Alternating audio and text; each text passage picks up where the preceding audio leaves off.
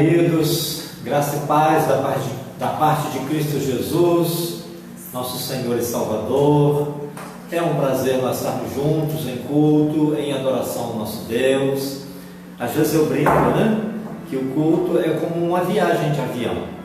A gente não chega assim e pula dentro do avião na hora que o avião sai, Tem todo um preparo antes, Tem aquela coisa de despachar as malas, a bagagem. A gente precisa se livrar daquilo que pode atrapalhar a gente, estar bem acomodado, A dinâmica de viajar de avião tem isso, Você chega antes, entrega as suas malas.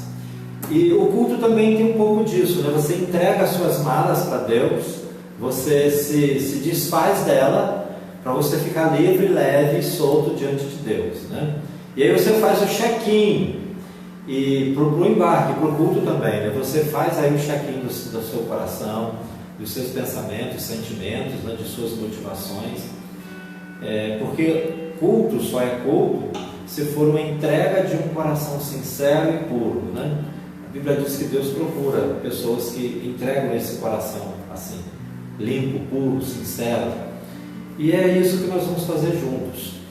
Agora, eu desconheço outra experiência que une mais, que agrega mais, que identifique mais as pessoas do que essa, de buscar juntos estarem diante de Deus como filhos amados, como verdadeiros adoradores. Eu desejo que você daí e a gente daqui também viva uma sintonia de coração com o nosso Deus, naquilo que nós vamos fazer agora: cantar, orar, ler a palavra, buscar ouvir aquilo que o Espírito Santo está falando, ensinando, ministrando aos nossos corações. E para isso nós vamos orar, dedicando esse tempo ao nosso Deus, esse espaço, e clamando em nome de Jesus pela misericórdia dele, que ele venha de fato receber a nossa oferta e que ele também nos abençoe com uma porção especial, com uma resposta, com uma experiência. Nós estávamos orando agora há pouco aqui, eu estava pedindo a Deus que, se alguma pessoa não teve uma experiência primeira, assim, de encontro mesmo com Deus, aquela primeira experiência de conversão, de transformação, que o Espírito Santo possa estar atuando nessa vida, nesse coração, nessa noite, para que você viva essa experiência maravilhosa que muda, definitivamente para a vida toda, a nossa vida. Vamos orar então? Nosso Pai, nós queremos dedicar e consagrar ao Senhor esse tempo, Deus, que nós cantamos, que nós oramos para o louvor da Tua glória, Deus, porque nós te amamos, porque nos reconhecemos abençoados, porque nos reconhecemos filhos amados, porque o Senhor nos amou primeiro, porque o Senhor tem cuidado de nós, porque o Senhor tem falado aos nossos corações, porque o Senhor tem enchido a nossa vida de bênçãos, porque o Senhor tem nos dado paz, alegria de viver nesses tempos tão difíceis, porque o Senhor é digno de louvor, porque a Tua glória está acima dos céus e dos céus, e toda a terra está cheia da Tua glória, porque o Senhor é grande, santo e bom, porque o Senhor é um Deus cuidadoso, um Pai maravilhoso. Nós nos chegamos aos Teus pés, cheio de prazer, cheio de alegria, cheios de gratidão, Deus. Deus, em nome de Jesus, ministra as nossas vidas, fale aos nossos corações. Te entregamos, Deus, o nosso coração, nossa vida. Nós desejamos mesmo, Pai, sermos movidos pelo Teu Espírito. Pai, que o Teu Espírito venha trazer, ó Deus, um renovo, que venha trazer alimento, que venha trazer abrigo, direção. Pai, em nome de Jesus, fala conosco, ministra sobre nós, também, ó Deus, enquanto Te dedicamos o nosso culto. Abençoa a Tua igreja, ó Deus, a Tua igreja que se reúne no Frade, a Tua igreja em Macaé, no Brasil e no mundo. Abençoa Teu povo, visita Teu povo, visita, meu Deus, o nosso país nesses tempos difíceis. Pai, também invocamos uma bênção de cura, de saúde, ó Deus, sobre essa pandemia, Deus. e invocamos a Tua graça sobre aqueles que estão trabalhando, ó Deus, mais de perto, na linha de frente, médicos, enfermeiros, profissionais da saúde, da segurança. Ó Senhor, visita o nosso país, Deus, as autoridades, em nome de Jesus. Desperta o Teu povo, ó Deus, desperta a Tua igreja, a Tua noiva, em nome de Jesus, Pai, venha sobre nós, Pai.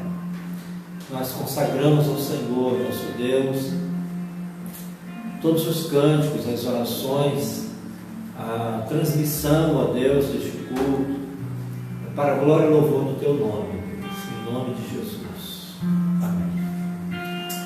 Meus amados, a Patrícia vai estar cantando, nos dirigindo a Deus nos louvores, e a gente vai estar louvando a Deus com essa querida irmã. Pode vir, Patrícia, por favor. Pode ficar por aqui ou sai por aqui.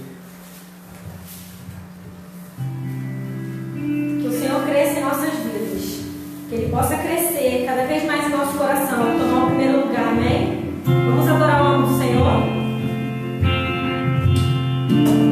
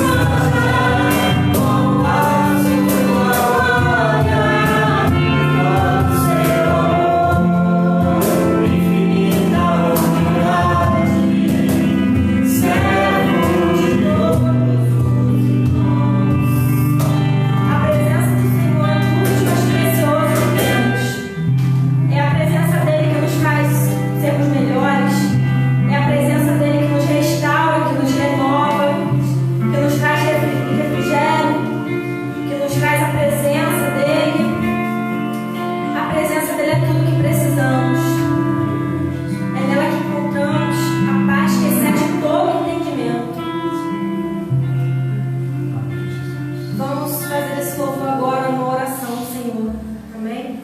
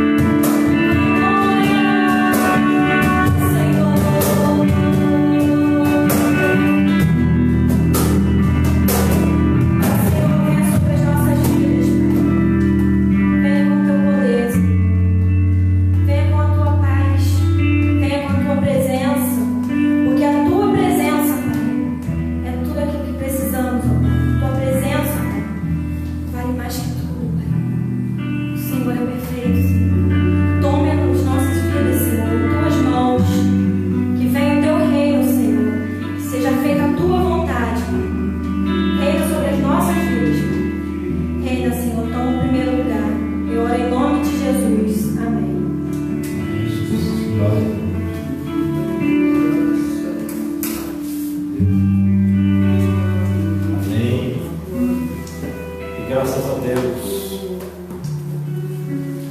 Meus amados, no mês de maio nós temos falado de família. Não sei se os irmãos lembram, no primeiro domingo a gente falou sobre igreja e família. E essa mensagem é o seguinte, né? A igreja é uma grande família, mas cada família é uma pequena igreja. Viver o cristianismo em família é um ensinamento bíblico, né? A igreja começa nas casas, né? E no templo, e também uma herança da Igreja Batista. A Igreja Batista sempre enfatizou, né? Viver o Evangelho em família. Depois nós falamos sobre os papéis sociais, né? Homem e mulher na Bíblia, né? Como a Bíblia orienta, né? Esses papéis aí, né? De homem e mulher, né? Na família. Nós falamos na semana passada sobre graça e família. Vimos como Deus, vimos na palavra, né? Como Deus age com graça na família, trazendo conserto, né? Reparando as situações, ministrando bênçãos, né? Enfim, como Deus age em favor da bênção, da graça na família, como Ele se preocupa em consertar as situações, né? Para que as relações de família sejam agradáveis, recompensadoras, enfim. E nessa noite eu quero falar da nossa relação como pais com os nossos filhos. Eu não quero falar de relação de pais e filhos, né? Mas eu quero falar mais, né, especificamente da relação dos pais com os filhos. A relação dos filhos com os pais a gente fala em outra oportunidade. E aí, meus amados irmãos, eu quero trazer aqui, né, duas perguntinhas e fazer duas colocações. As duas perguntinhas né, como é que é essa relação dos pais, né, pai e mãe, com os filhos? O que a Bíblia diz dessa relação? E aí, depois dessas duas perguntas, eu quero fazer duas colocações. Baseado num texto da Bíblia, eu quero falar dos filhos como herança de Deus para os pais e os filhos como herança dos pais para o mundo, né? Para a vida, para esse tempo presente. Muito bem, como é que é essa relação então de pais e filhos?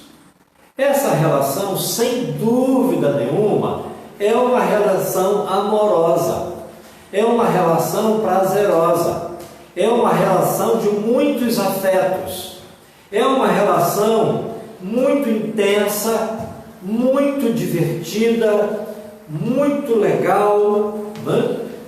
Mas também a gente pode dizer que é uma relação muito delicada e muitas vezes conflitante. A gente não pode dizer que a relação dos pais com os filhos é uma relação só boa e só fácil, porque o que ela tem de boa, o que ela tem de legal, o que ela tem de prazerosa, ela tem de desafiadora também. E muitas vezes, não raras vezes, é uma relação conflitante. Agora, bem, se nós temos essa relação, e como nós, né, estamos aprendendo que o justo vive da fé, ou seja, a pessoa que é orientada por Deus, uma pessoa que teve um encontro com Deus, uma pessoa que ama a Deus, busca os ensinos de Deus, os conselhos de Deus, a orientação de Deus na palavra de Deus, nós vamos buscar um pouquinho na Bíblia o que a Bíblia fala dessa relação dos pais com os filhos e o que a Bíblia fala especialmente para os pais em consideração à relação com os filhos. E aí eu quero trazer aqui, por exemplo, né, alguns textos da Bíblia. Por exemplo, daqui a pouco a gente vai ler o Salmo 127 e a gente vai tirar do versículo 3, né, uma expressão, né, para a gente meditar mais profundamente. Mas no livro de Provérbios, no capítulo 10, no versículo 1, a Bíblia vai dizer que o filho sábio é o maior prazer do pai, a maior alegria do pai, a maior realização do pai é um filho cabecinha boa, uma pessoa madura, o filho sensato, o filho sábio é o prazer do pai, é a alegria do pai, é a realização do pai. E o mesmo versículo de Provérbios 10, 1 vai dizer que o filho sábio é a alegria do pai, é o prazer do pai. E o filho insensato é a tristeza da mãe, é a dor da mãe, é a doença, é a preocupação da mãe, é a frustração da mãe. A mulher talvez não tenha maior frustração nesse mundo, a mãe cristã, do que ver um filho perdido. Eu não conheço uma dor maior para a mãe do que visitar um filho na cadeia, do que ir buscar um filho na boca de fumo, de ver o filho tomando caminhos que ela não ensinou, que ela não trilhou, especialmente a mãe cristã. Então a Bíblia é muito profunda e sábia quando diz que o filho sábio é o prazer do pai, o filho bem-sucedido, o filho equilibrado, o filho ponderado, o filho ajuizado, é o prazer do pai. E o filho desequilibrado, o filho sem juízo, o filho insensato é a tristeza da mãe, é o desgosto da mãe, é a razão das noites mal dormidas ou sem dormir da mãe, é a razão da mãe envelhecer, é a razão da mãe adoecer. Muitas vezes as mães, até cristãs, adoecem, né, da sua saúde mental por causa de descaminhos, né, dos filhos. Há um outro texto também que é impossível a gente ignorar quando a Bíblia fala de filhos para os pais, que também está em Provérbios, que é o versículo 6 do capítulo 22. Provérbios 22, 6 diz para os pais que os pais devem instruir os meninos, os filhos, as crianças, no caminho que essas crianças, que esses meninos, que esses filhos devem andar. Então, é assim uma palavra para os pais, né? A necessidade de instruir, de educar, né? De se dedicar nessa construção da instrução. Outro texto da Bíblia que eu quero trazer aqui, e a gente vai meditar em outro, né? Mais demoradamente, mais especificamente, mas eu quero trazer aqui também o texto de Deuteronômio, capítulo 6, especialmente dos versículos 7 ao versículo 9, quando Deus fala para Israel, né? E Deus fala assim: agora as palavras que eu estou ensinando para vocês, vocês incutem essas palavras na cabeça e no coração de seus filhos. Deuteronômio 6, de 7 a 9, diz assim, né? Vocês devem transmitir as palavras que eu estou dando para vocês aos seus filhos.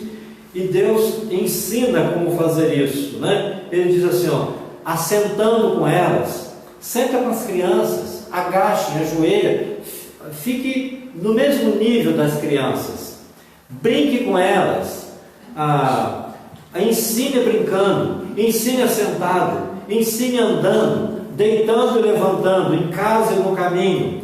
Escreve as palavras, escreve os versículos, conta as historinhas da Bíblia e escreve nas paredes, nas portas. A Bíblia diz assim: olha, a melhor maneira de você educar seu filho não é você levando para a escola bíblica dominical. A melhor maneira de você educar seu filho não é você procurando uma igreja que tem uma boa classe ou culto infantil. Não é. Isso também é bom. Isso é muito importante até. Mas a maneira de Deus e a melhor maneira de você instruir o seu filho na palavra é você mesmo fazer isso em casa. Ninguém te substitui, mãe. Ninguém te substitui, pai. Nem o pastor, nem a professora, nem a tia da classinha, sabe?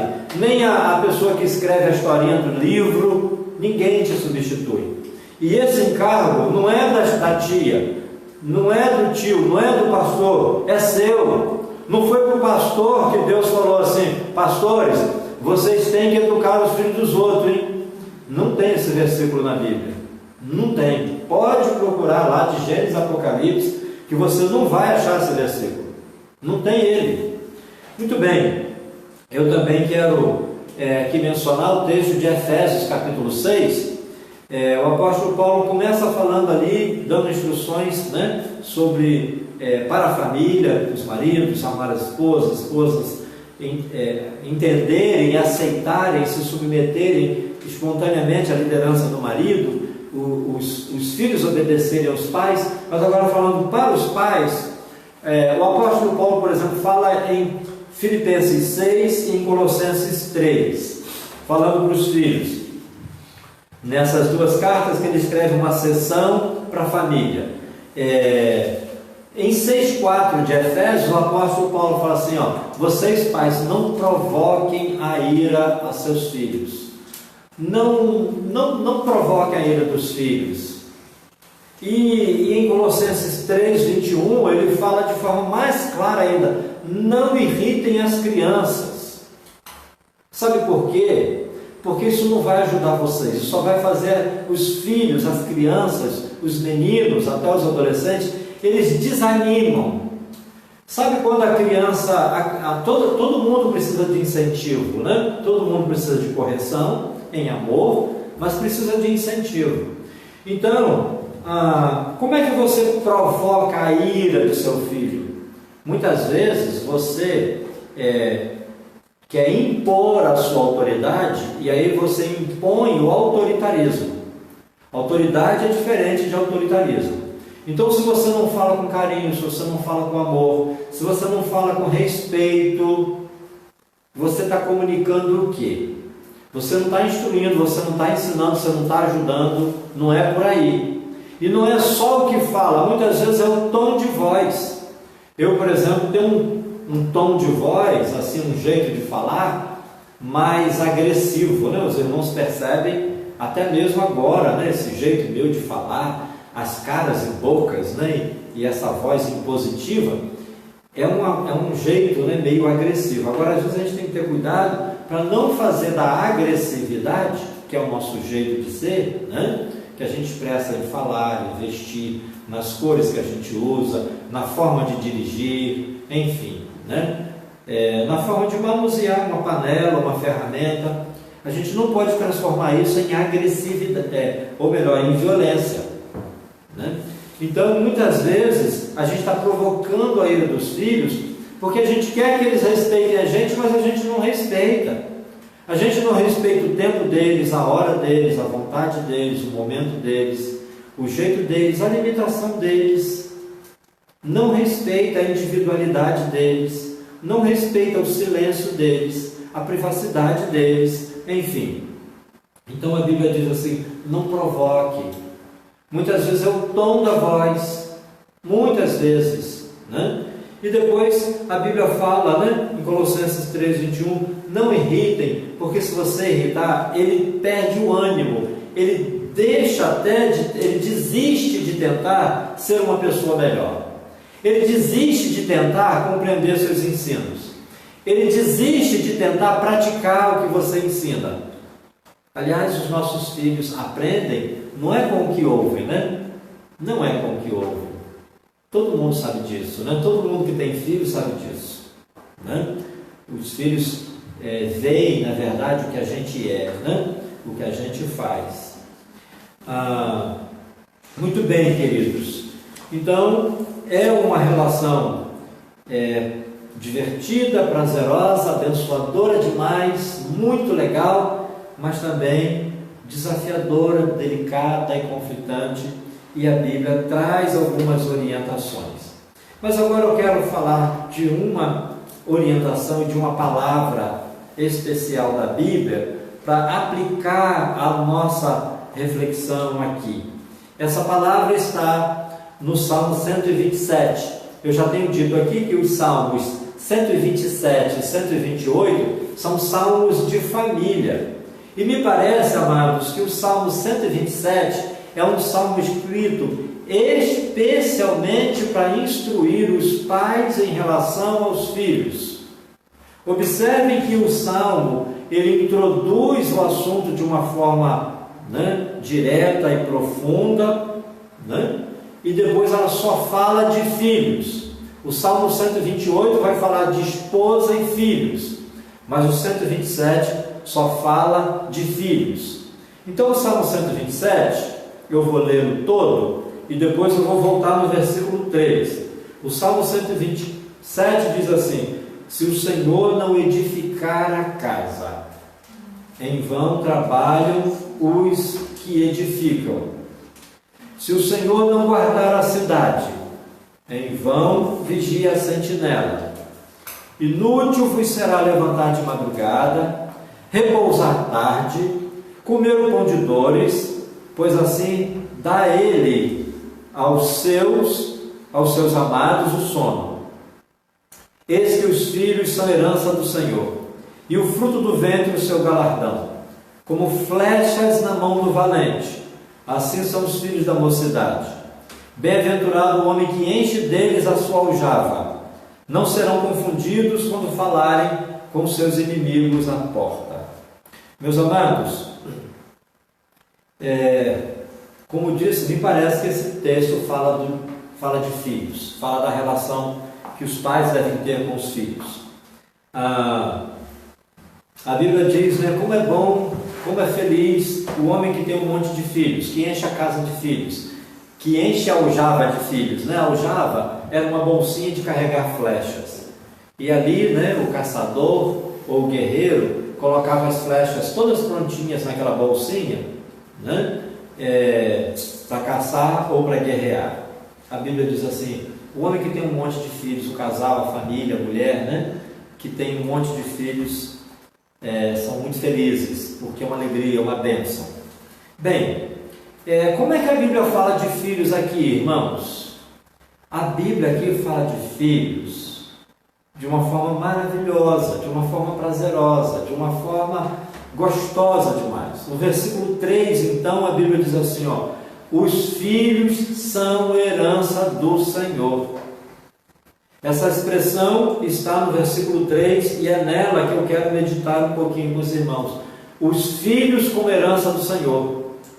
Você já tem olhado para os seus filhos como herança do Senhor?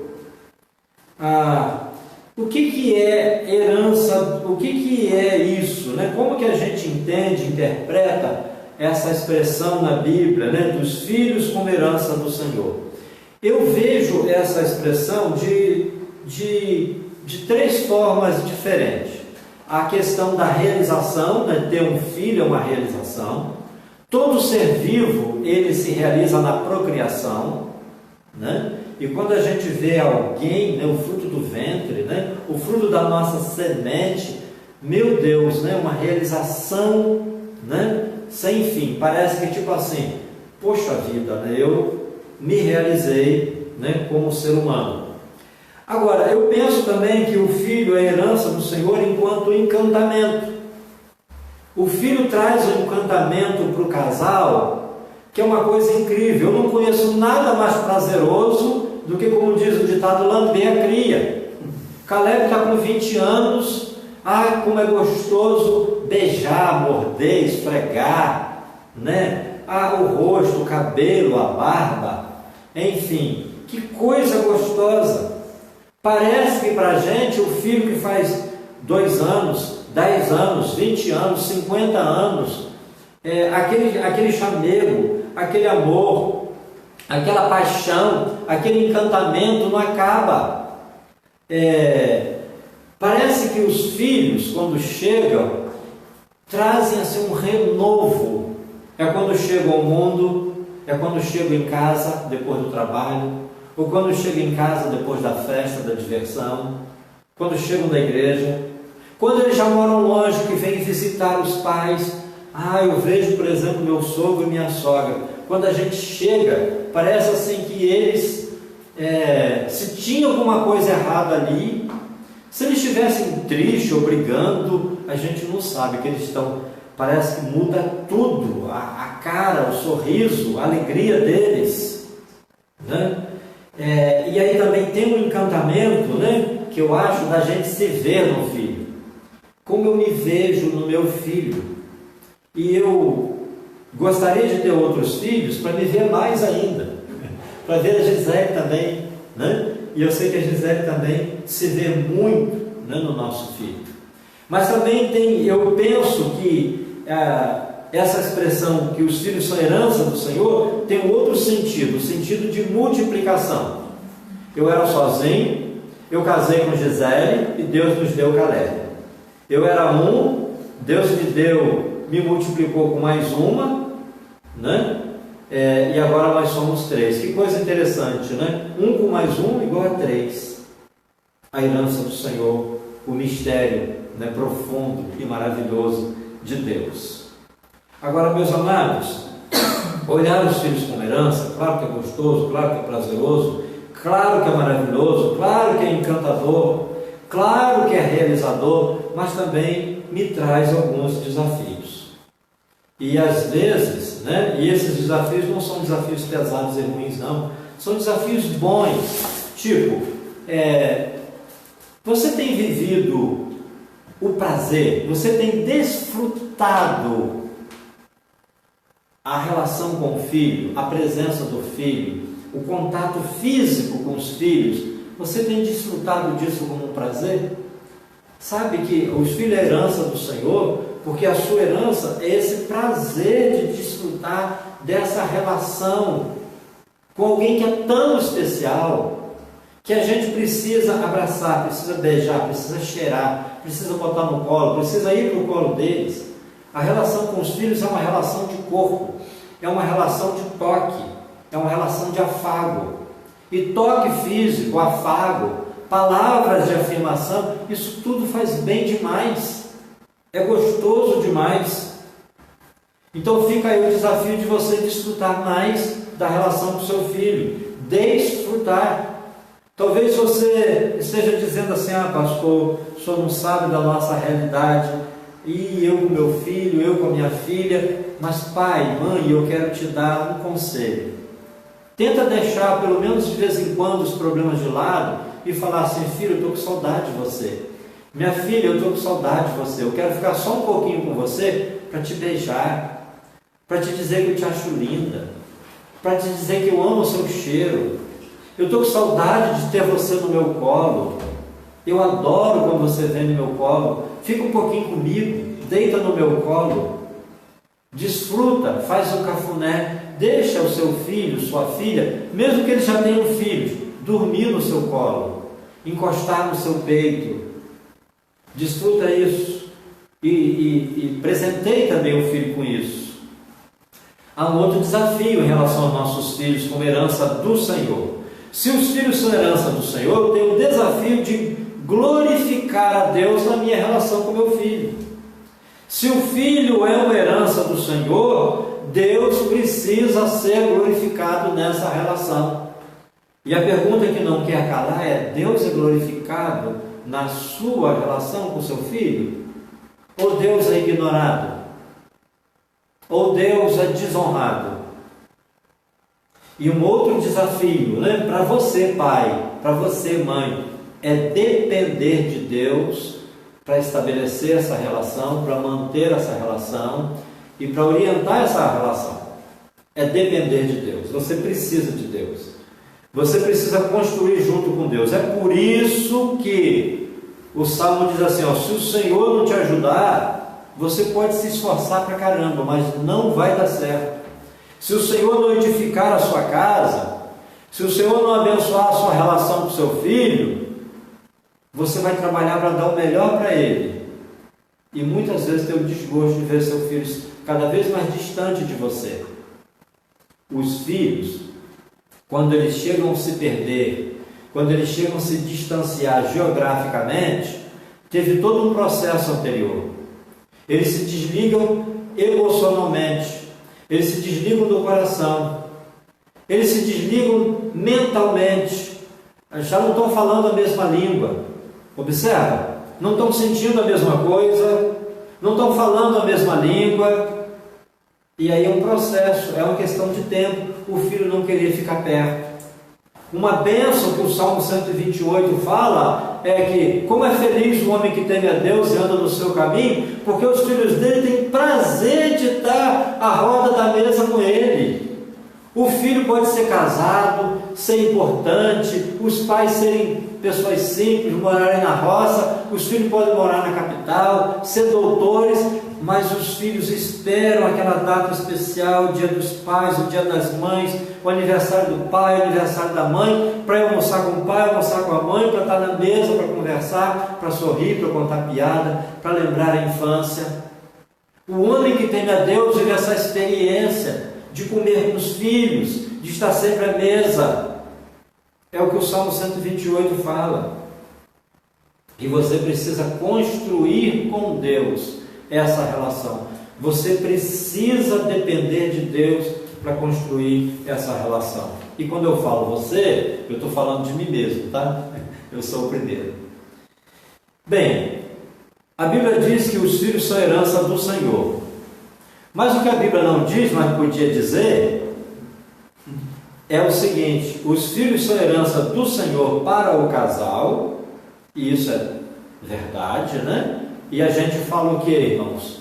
Glória a Deus, aleluia, amém, né?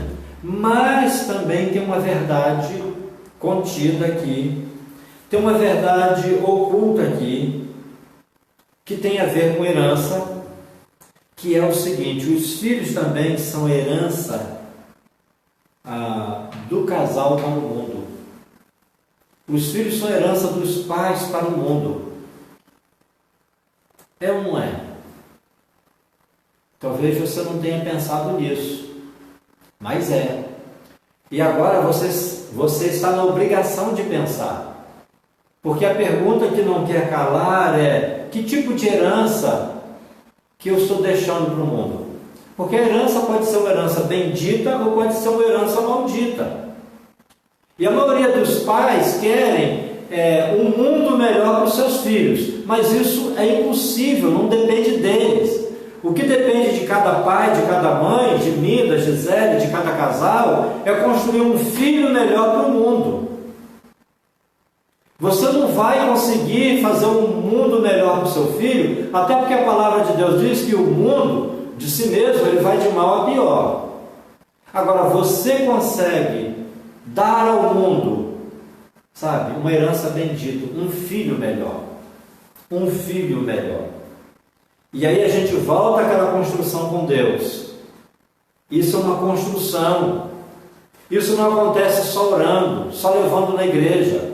Não, isso é um trabalho. Isso é um trabalho mental, isso é um trabalho do coração, isso é um trabalho de oração, isso é um trabalho mesmo que envolve tempo. E isso é um trabalho que traz muitos desafios. Vou falar alguns desafios para você. Você se tornar modelo para o seu filho, exemplo para o seu filho. O filho olhar para você como um espelho. O filho poder dizer assim: eu quero ser um homem igual ao meu pai. Eu quero ser uma mulher igual à minha mãe. A menina dizer assim: eu quero ser uma mulher igual à minha mãe e me casar com um homem igual ao meu pai. Se você ouviu isso, meu irmão, você já pode morrer. Morra em paz. Você já cumpriu o seu papel, você está feliz.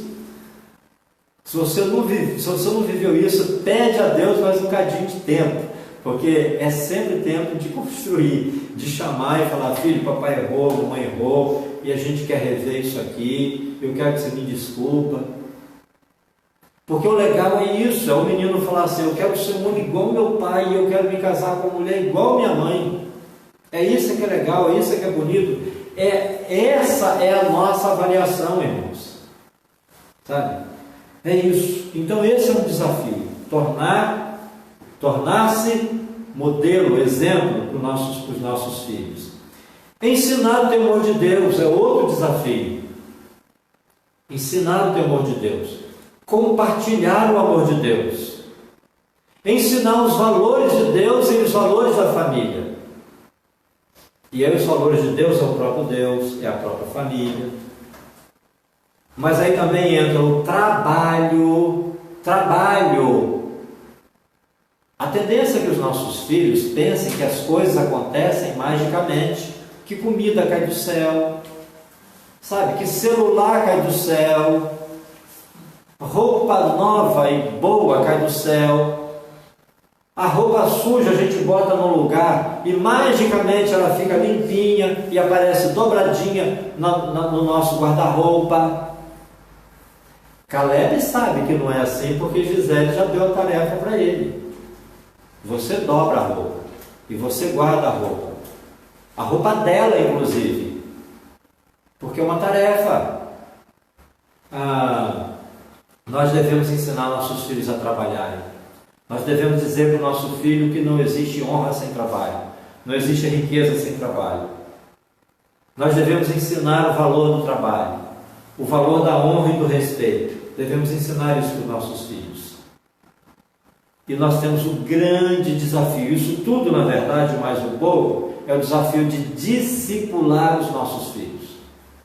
Fazer que os nossos filhos sejam discípulos primeiro de Cristo e depois nossos discípulos, para que eles andem segundo a consciência que eles têm do Evangelho e de Cristo, e depois que eles sejam capazes de andar e viver segundo suas próprias consciências. A gente não cria filho para obedecer a gente a vida toda, a gente cria filhos para eles viverem conforme suas consciências, para eles tomarem suas decisões, para eles serem maduros e responsáveis. Quando é, pastor, que meu filho tem condição de tomar as decisões? Quando ele tiver condições de arcar com as consequências das decisões. Quando ele tiver maturidade de bancar as decisões deles. Então eles são capazes. E você deve treinar antes de nascer. Tem um ditado antigo que diz que a educação de uma criança começa 30 anos antes dela nascer. 30 anos. Se você começou só 20 anos antes dela nascer, você já começou atrasado. E às vezes a gente espera nascer. E a gente espera que a escola vai educar, que a igreja vai educar. E não é bem assim, né? A gente precisa ensinar nossos filhos a seguirem a Cristo e seguirem suas próprias consciências, né? Eles viverem dependentes de Deus como cristãos, mas autônomos como seres humanos. Meus irmãos, os filhos como herança é uma forma da gente viver um cristianismo, né, bíblico, né, e batista através da família. A Igreja Batista tem essa tradição de preparar os filhos para o mundo, investir nas crianças. Uma igreja batista normal, ela dedica um espaço para a criança, auxiliando os pais, porque ela sabe e prega que o trabalho não é da igreja. E a igreja prega, inclusive, que nós não seguimos uma igreja, nem uma religião, nós seguimos uma pessoa, que é Cristo. É isso. Eu desejo que você desfrute, e eu desejo que Deus te dê muitas realizações nessa relação, e que se cumpra de fato na sua vida aquilo que Malaquias 4 termina, né, o Antigo Testamento falando, né, que nesse tempo ele converteria o coração dos pais aos filhos, e o coração dos filhos aos pais. E a Bíblia diz, irmãos, olha só o que a Bíblia diz. Deus diz que ele tinha um propósito de enviar Jesus, mas antes de enviar Jesus, ele ia enviar João Batista, que ia converter o coração dos pais aos filhos e o coração dos filhos aos pais, para que ele não viesse e destruísse a terra.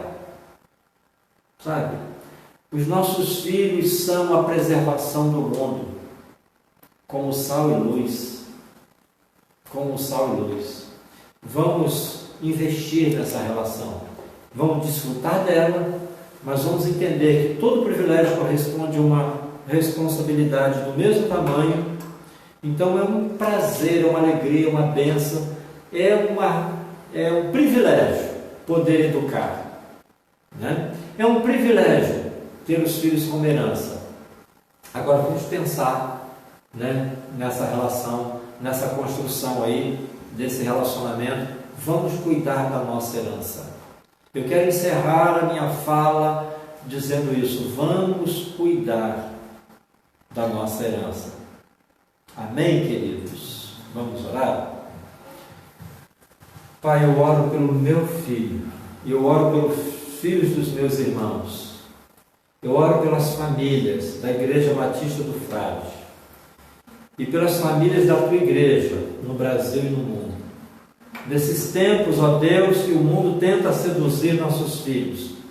Nesse tempo, ó Deus, que as famílias estão tão distraídas e dispersas, muitas vezes distraídas no propósito de proporcionar mais conforto. Ó Deus, olha para nós, visita as famílias, abençoa as famílias e, em nome de Jesus, abençoa a relação dos pais com os filhos. Cumpra-se em nós, Deus, a tua boa palavra que diz que o Senhor converteria o coração dos pais aos filhos e converteria o coração dos filhos aos pais. Que essa palavra se cumpra em nós para a glória do teu nome, em nome de Jesus. Amém. Amém, Jesus. Eu quero ficar por aqui, desejando uma semana muito abençoada, dizendo que nós estamos pensando, preparando, de voltarmos aos nossos cultos presenciais, se Deus quiser, no mês de junho. A gente vai estar comunicando aqui com uma semana de antecedência. Que Deus te abençoe com uma boa noite, com uma boa semana. Se precisarem, se quiserem falar comigo, eu me coloco à disposição pelo Zap. Enfim, mando um abraço para aqueles amigos e irmãos de longe e de perto que não são membros da igreja, mas que estão sempre acompanhando nessa live ou nos outros dias da semana pelo YouTube. Que Deus abençoe a todos, um beijo carinhoso, fique com Deus. Até.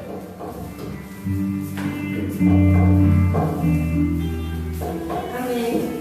Que a sua casa seja uma casa cheia de bênçãos. Que as bênçãos do Senhor sejam derramadas sobre a sua vida.